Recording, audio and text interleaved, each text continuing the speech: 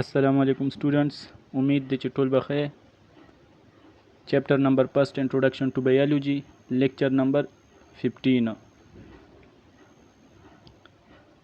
په دې lecture کې به مونږ چې کوم کی پوینټس دي د چیپټر نمبر فर्स्ट هغه به مونږ یو کویک ریویژن کوو، دا غي به یو تیز ریویژن کوو. اوکے، سو فرست اف آل دی key points. Biology is one of the natural sciences which deals with life or living organisms. بایولوژي چې دی دا یو نیچرل ساينس دی.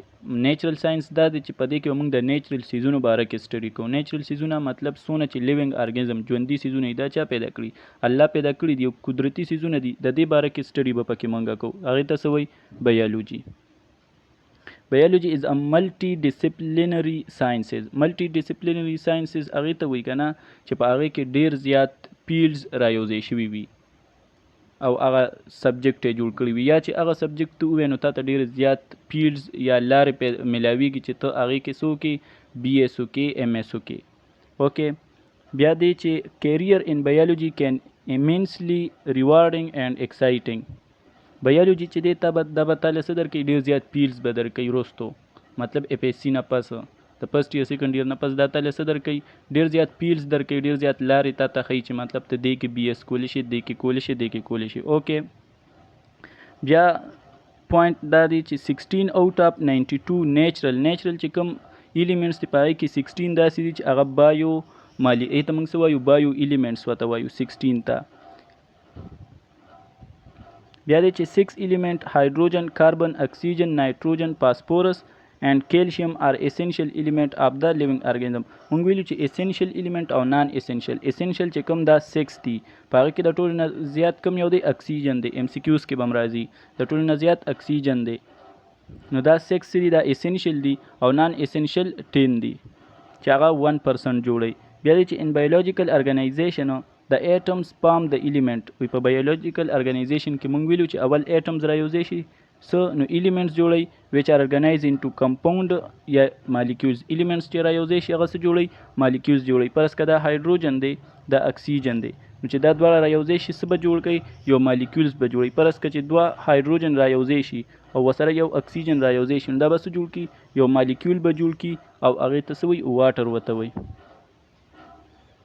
biological organization the atoms form the elements which are organized into molecules به جوړ کی، compound into cell او compound نو بیا څه جوړ شي؟ cells به جوړ شي. دای په کې دلته organelles سکپ کړی دی. organelles به جوړ شي، organelles نه پس cell جوړ شي، بیا cells into tissue، بیا به tissue جوړ کی او د tissue نه پس په organs جوړ شي، د organ نه پس په organ system او د organ system نه به یو whole organism جوړ شي. cell is the structural and functional unit of all living organism. دا تاسو چې دا ډیفینیشن تاسو ته یاد وي چې cell is the basic structural and functional unit of all living organisms, by which is similar organism which can interbreed and produce fertile offspring form the species. دلته تاسو د species definition کړی دی. فرض کړئ human دی کنه، انسان، نو دا یو څه دی؟ یو species ده. species هغې ته وایي کنه چې کله میل او فیمیل رايوځای شي، میل پلس فیمیل رايوځای شي او دی اپسپرنګ پیدا کی، بچی پیدا کی، صحیح دی؟ او هغه بچی چې دی هغه بیا خپلو کې رايوځای کیږي، میل او فیمیل، او نور بچی پیدا کوي، نو دا سپیشي ده. که چېرې هغه بچی نشي پیدا کولی نو دا سپیشي نه ده. لکه یو اگزامپل دا دی، کوم چې فرض کا عام خلک یو فرض کا ډنکی دی، ډنکی تاسو عام طور پیژنئ، ډنکی رايوځای کی او ورسره هارس رايوځای کی، میل او فیمیل رايوځای کی، میل او فیمیل، دا میل وي او دا فیمیل. نو لکه اوس هار ځان له یو سپیشي ده، هغه بیله کیټګري ده، یو بیل ګروپ دی، او ډنکی ځان له یو ګروپ دی، ځان له یو کیټګري ده. اوکې، نو دا دواړه به ته نه رايوځای کې، ځکه که چېرې ته دا دواړه رايوځای کې نو دا خو یو سپیشي نه ده که نه. نو چې دا کوم آفسپرنګ پیدا کړي نو د هغې به بیا بچي نه کېږي، مطلب هغې بیا بچي نشي راوړی. نو موږ ویلی شو چې دا ډنکي او هارس چې دی دا ځان له سپیشي ده چې members of the same species. same species مطلب هیومن، انسان یو سیم سپیشي ده. دی چې کله بیا په یو ګروپ کې اوسیږي په یو خاص ایریا کې، نو دی به پاپولیشن جوړوي، آبادي چې ورته وایي عام طور. ها بیا وایي چې living together of different population. فرض که هیومن دی او ورسره انسان دی او ورسره نور ژوندي څیزونه په یو ځای کې اوسیږي، هغې ځای ته به موږ څه وایو؟ کمیونټي. بیا دی چې سیلولر ارګنایزیشن کین بی 3 ټایپس، مطلب دا چې سیلولر بیس باندې ته د سیل په بیس یو ارګانیزم ژوندي څیزونه ته تقسیمین، هغه 3 قسمه دي. یو هغه چې د یو سیل نه جوړ وي، ایته موږ یونی سیلولر وایو. نور بیا دویم قسم هغه دی چې مطلب یو سیل وي خو په ګروپ شکل کې اوسیږي، نو هغې ته موږ کولونیل فارم وایو.